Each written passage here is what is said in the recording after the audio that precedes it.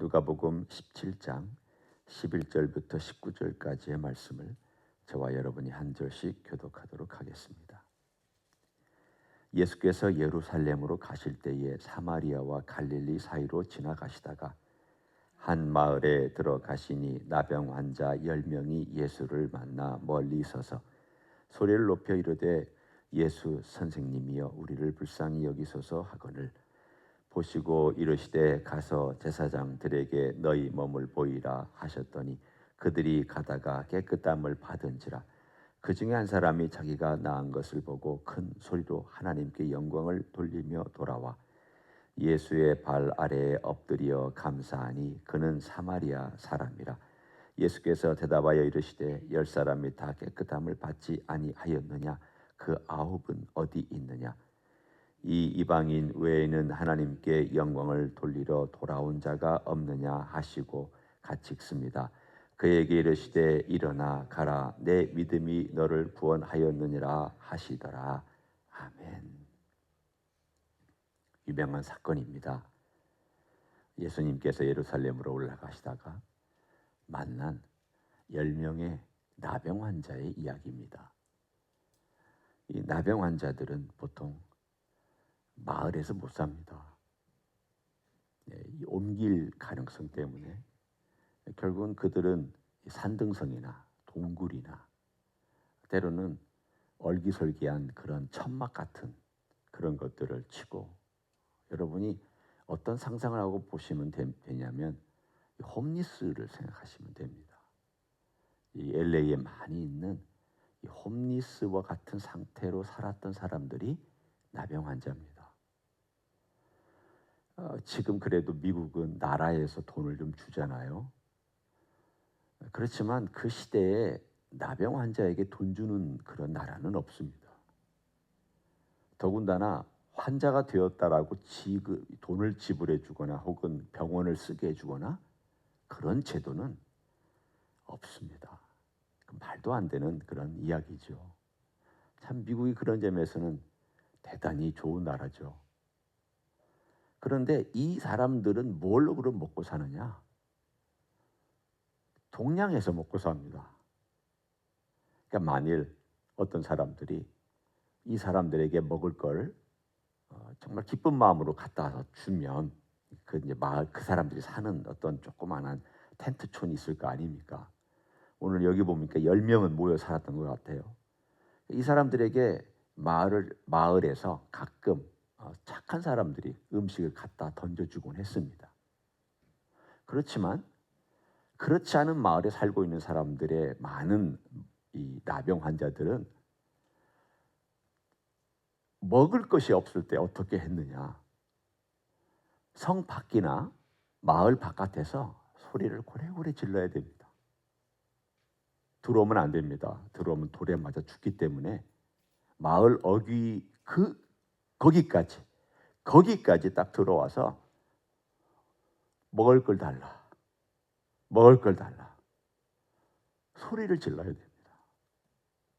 그런데 여러분 생각해 보십시오. 이 나병이라는 것은 이 감각을 잃어버리는 거잖아요. 감각을 잃어버려서 그 감각을 잃는 것 때문에 피부가 썩어가는 것도 모르고 상처가 생겨서 아픈 것도 모릅니다. 그러니까 이 피부가 썩어가는 것이 나병 때문에 썩어가는 것이 아니라 신경이 죽어버리기 때문에 아픈 줄도 모르고 상처가 감염된 줄도 모르고, 그러다 보니까 제대로 치료하니까 썩어가고 균이 들어와서 여러 가지 것들을 파괴하기 시작하는데 목소리도 파괴합니다.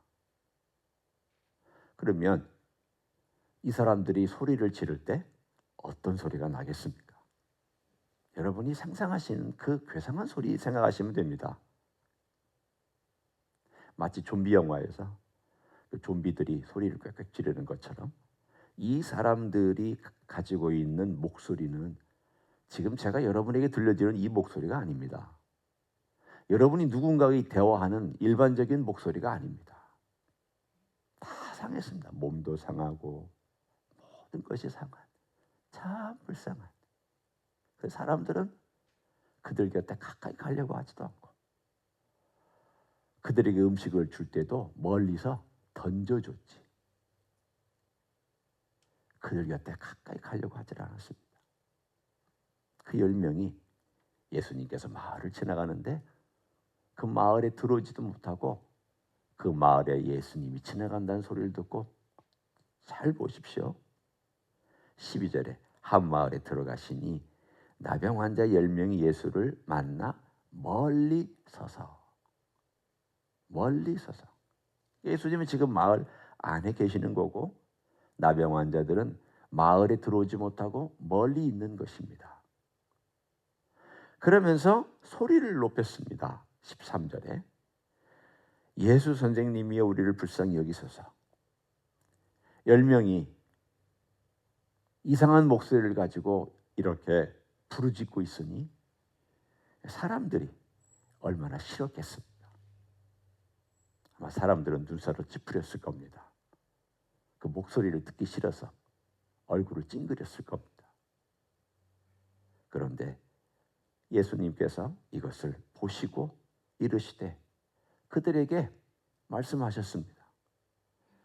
아마 예수님도 멀리서 그들이 부르짖기 때문에 크게 말씀하셨을 가능성이 높습니다. 거리가 있으니까. 조곤조곤 예수님 보통 눈앞에 있을 때는 조곤조곤 말씀하시지만 그들도 멀리 있으니까 예수님도 아마 이렇게 하셨을까요? 가서 제사장들에게 너희 몸을 보이라. 그들이 들을 수 있게. 이 말은 무슨 뜻이냐면 나을 것이다. 그 뜻이죠. 왜냐하면 제사장에게 몸을 보인다는 행위는 내 몸이 나았으니까 나를 이제 사회에 환원시켜주는 도장을 찍어주십시오 라는 뜻입니다. 내 몸 다 검사해 보십시오. 내 피부 다 검사해 보십시오. 그리고 찬찬히 머리 위부터 발 아래까지 다 검사해 보십시오. 그러면 제사장들은 나았다고 하는 사람이 오면은 모든 것을 천천히 뜯어봅니다.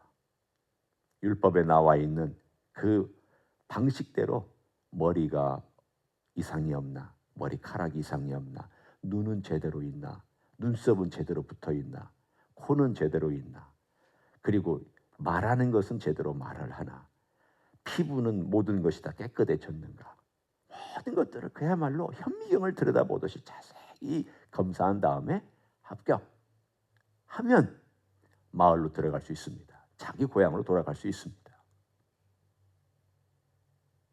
그러니까 제사장에게 보이라는 말은 무슨 말이냐면 너 낫는다. 너 나을 것이다. 그런 뜻입니다. 그랬더니 10명이 예수님의 그 말씀을 듣고 그대로 순종하며 갔더니 가는 길에 10명이 다 나았습니다. 제사장에 보일 필요도 없이 가는 길에 나왔습니다. 이제 제사장에게 갔겠죠. 그런데 9명은 그냥 제사장에게로 가버렸습니다. 왜냐하면 빨리 고향에 돌아가고 싶어서, 빨리 자기 삶으로 돌아가고 싶어서 제사장에게 보이고 확인받고 도장받고 이제는 나는 내 생활로 돌아갈 수 있구나. 얼마나 좋냐, 얼마나 기쁘냐, 이런 횡재가 어디냐. 그러면 따라가 버렸습니다. 근데 딱 한 명, 사마리아 사람이 나은 것을 보고 자기 고향으로 돌아가지 않고 예수님에게 돌아왔습니다. 그리고 오늘 잘 보십시오. 이 사람이 어떤 행위를 했는지 15절에 그 중에 한 사람이 자기가 나은 것을 보고 큰 소리로 하나님께 영광을 돌리며 돌아왔어요. 큰 소리로. 옛날에는 돼지 멱다는 소리로 먹을 걸 달라. 그리고 생애 처음으로 말하기를 예수 선생님이 우리를 불쌍히 여기소서. 나는 그런 갈라지는 목소리로 말을 했던 사람이 이제는 큰 소리로, 제대로 된 소리로, 인간의 소리로 하나님께 영광을 돌리면서 돌아왔어요. 어떻게 돌리면서 돌아왔는지 모르지만 아마도 그 당시에 하나님께 영광을 돌리는 방식이 박수 치는 거였고요. 또 하나는 손을 드는 것이었습니다. 손을 들고 하늘을 향하여 하나님 고맙습니다. 하나님 감사합니다. 박수 치면서 하나님 정말 감사합니다. 그러면서 그가 돌아와서 16절에 예수의 발 아래 엎드려서 감사했다고 되어 있습니다. 제대로 된 감사입니다. 그 발 아래 바짝 엎드려서 예수님 너무 감사합니다. 하나님께 영광 돌립니다. 저는 나을 자격이 없는데 이렇게 말씀 한마디로 저를 고쳐주셨으니 너무 감사합니다. 그러면서 계속 그가 엎드려서 감사합니다. 감사합니다. 감사합니다. 그렇게 말을 했을 것입니다. 예수님께서 너무 기분이 좋으셨습니다. 한편으로는 기분이 안 좋은 것도 있고 기분이 좋은 것도 있으셨습니다. 기분이 좋았던 것과 안 좋은 것이 거기 그대로 나타나 있죠. 17절에 먼저 기분이 안 좋으신 것이 있었습니다. 10사람이 다 깨끗함을 받지 아니하였느냐? 그 9은 어디 있느냐? 실망하셨죠. 근데 이 실망은 어디에 대한 실망이냐면 바로 자기 백성 이스라엘에 대한 실망입니다. 자기 백성에게 왔지만 자기 백성들은 지도자나 환자나 마을이나 반짝 반응을 보이는 것 같아도 오래가지 못했습니다. 바리새인들은 자기 종교심 때문에 예수님 배척했고 병이 나은 사람들은 병 나은 것 때문에 반짝 예수님을 따랐지만 어려움이나 힘든 거나 이해하지 못하면 떠나버렸습니다. 기적을 제일 많이 베푼 벳세다와 가버나움과 고라시는 예수님을 따를 생각도 하지 않았습니다. 그래서 예수님께서 저주를 내리신 도시의 대표적인 예가 되었죠. 소돔과 고모라가 내가 소돔과 고모라에서 그런 기적을 베풀었으면 진작에 회개했을 거다. 근데 너희는 내가 그렇게 많은 기적을 3년 동안에 베풀었는데도 불구하고 회개할 줄을 모른다. 예수님 정말 실망하셨습니다. 오늘 이 말씀도 그 한 과정 가운데 있는 내용입니다. 10사람이 다 깨끗함을 받지 아니하였느냐? 그 9은 어디 있느냐? 몰라서 묻는 게 아니잖아요. 이들이 어디로 갔는지 몰라서 제자들에게 묻는 게 아니잖아요. 주님의 실망과 주님의 아픔을 얘기하고 있잖아요. 왜 내 백성은 이러냐? 그렇게 많은 은혜를 베풀었는데 왜 이러냐? 내가 그렇게 사랑을 베풀었는데 왜 이러느냐? 그렇게 많은 기적을 베풀었는데 왜 이러느냐? 왜 사랑을 받고도 사랑을 반응할 줄 모르느냐? 여러분 제일 불행한 게 뭘까요? 사랑을 받았는데 사랑받은 걸 모르는 거예요. 하나님께서 은혜를 그렇게 많이 베풀었는데도 불구하고 은혜 받은 줄 모르는 것이 제일 불쌍한 거죠. 은혜를 못 받았으면 불쌍한 거지만 그게 그냥 불쌍한다고 치고 받았는데도 모르는 그것은 제일 불쌍한 거죠.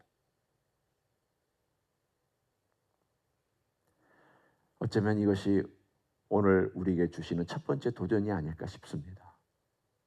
내가 받은 은혜가 큰데도 그 은혜가 크다라는 것을 모르고 있다면 주님은 저를 향하여서 아마 이렇게 말씀하실 수 있어요. 그 9은 다 어디 있느냐? 그 9은 다 어디 있느냐? 그런데 오늘 18절에 주님이 기분 좋게 만든 이야기. 이 이방인 외에는 하나님께 영광을 돌리러 돌아온 자가 없느냐? 이제 시선을 그 한 사람에게 맞추시고 이 한 사람 외에는 영광을 돌리러 온 자가 없느냐? 그리고는 멋진 말씀을 19절에 해주셨습니다. 일어나 가라. 내 믿음이 너를 구원하였느니라. 나머지 9은요 병은 나았지만 구원받지 못했어요. 잠시 건강하게 나머지 생애는 살았지만 구원받지 못했습니다. 그런데 이 사람은 믿음이 있었습니다. 그런데 이 믿음이라는 게 뭘까요? 예수 그리스도가 자신에게 행하여 주신 은혜를 그대로 받아들이고 인정해드리고 높여드릴 줄 아는 것, 이게 믿음입니다. 9사람은 잠깐 믿음이 있는 것처럼 보였죠. 왜? 예수님 말씀 듣고 갔으니까. 그러나 그 믿음은 구원에 이르는 믿음은 되지 못했습니다. 이 사마리아인은 구원에 이르는 믿음을 갖게 되었는데 그것은 뭘 보면 아냐면 그 사람이 어떤 반응을 보였는지를 보면 알 수가 있습니다. 이제 17장 여기서 1절부터 여기까지를 정리해 봅니다. 하나님께서 우리에게 은혜를 주셨잖아요. 예수님께서 우리에게 베푸신 은혜가 커요. 요즘 아침 새벽에 일어날 때 보통 저희가 한 4시 반 전후가 되면 이제 비몽사몽간에 눈이 약간 떠져요. 아직 정신을 차린 건 아니에요. 그냥 이렇게 누워 있는데 일어나야지. 그런데 요즘 참 희한하게 제가 이렇게 찬송을 부르고 있어요. 누워가지고 무의식인지 아니면 반의식인지 아니면 내 영혼이 그러고 있는 건지 저도 몰라요. 아니면 찬송을 부르고 있어요. 그리고 이제 아침 이제 세면하고 옷 입고 나면은 그 찬송 부른 그게 생각이 안 나요. 내가 뭘 불렀는지 생각이 안 나요. 그때는 생각나요. 일어나가지고 이제 찬송을 부르고 일어납니다. 저 이제 속에서 찬송을 부르고 일어나잖아요. 그러면 침대에 걸터 앉습니다. 그럼 침대에 걸터 앉아가지고 잠시 기도를 해요. 한 1분 정도. 하나님. 근데 그렇게 찬송을 부르고 일어난 날은요. 벌써 이렇게 마음에 여기까지 감사가 차 있어요.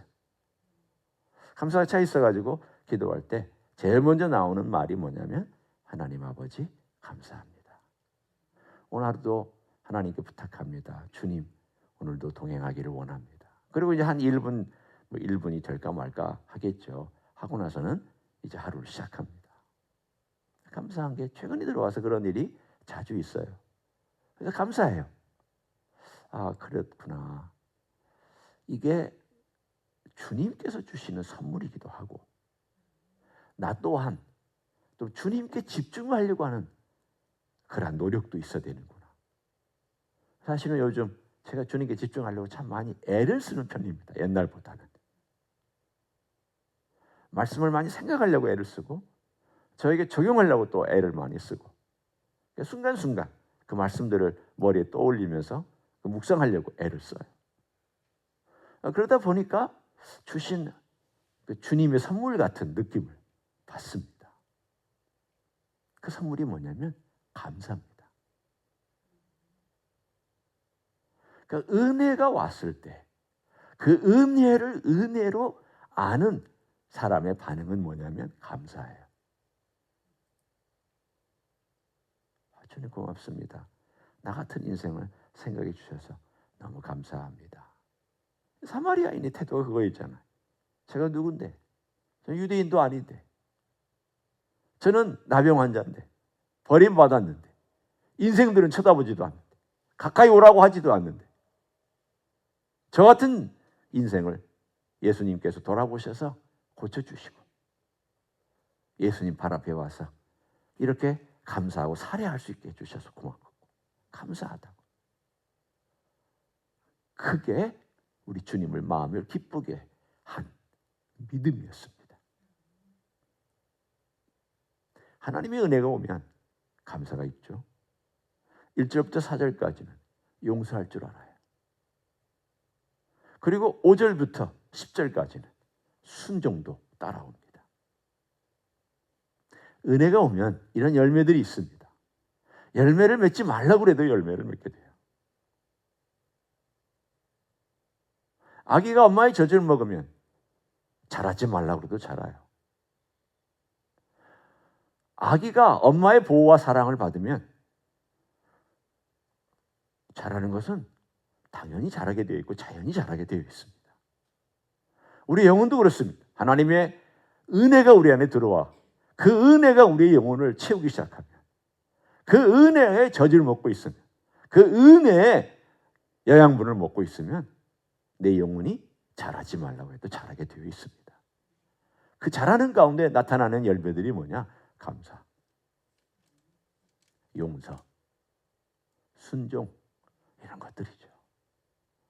오늘 하루도 우리 주님 은혜 가운데서 특별히 내 입에서 이 감사가 많이 튀어나오도록, 예수님, 제 입술에서, 마음에서 이 감사가 많이 튀어나오도록 주님, 제 시야를 열어주시고 마음을 주님의 은혜와 능력으로 채워주시고, 제일 중요한 것은, 은혜보다 중요한 거 있습니다. 예수님으로 채워달라고 기도하십시오. 예수님 자신으로 나를 채워주십시오 라고 기도하시고, 그렇게 주님으로 채워지면 나머지 모든 것들은 풍성한 열매가 맺을 줄로 믿습니다. 그런 하루 되시기를 예수님의 이름으로 간절히 축원합니다. 기도하겠습니다. 고맙습니다. 예수님, 우리에게 은혜를 주셨습니다. 참 자격도 없고 나병 환자처럼 참 우리 스스로를 볼 때는 냄새나고 추하고 더러운 인생인데, 그런 인생을 고쳐주시고 용서해 주시고 구원해 주시고 하나님 백성 만들어 주시고 하나님 자녀 만들어 주셔서 감사합니다. 오늘도 우리를 불러주신 은혜 감사합니다. 또 우리로 하여금 기도할 수 있는 특권과 기회를 주셔서 감사합니다. 오늘도 주여 우리의 삶 속에 주님으로 가득 채워주시기를 원합니다. 주님의 형상이 우리의 마음의 영혼에 뚜렷하게 새겨지는 귀한 시간 되게 해주시고, 오늘 하루도 감사로 나아가는 하루가 되게 하여 주시옵소서. 이제는 우리 구주 예수 그리스도의 은혜와 하나님 아버지의 극진하신 사랑과 성령 하나님 교통하심의 역사가 오늘도 우리 주 예수 그리스도를 따라 우리 주님과 함께 주님을 모시고 감사하며 살기를 소원하는 이 자리에 참여한 모든 종들 위에와 주임지 히스교회 위에와 이미 교회들과 한국교회들과 선교사님들 위에 이제로부터 영원히 함께 하실지어다. 아멘.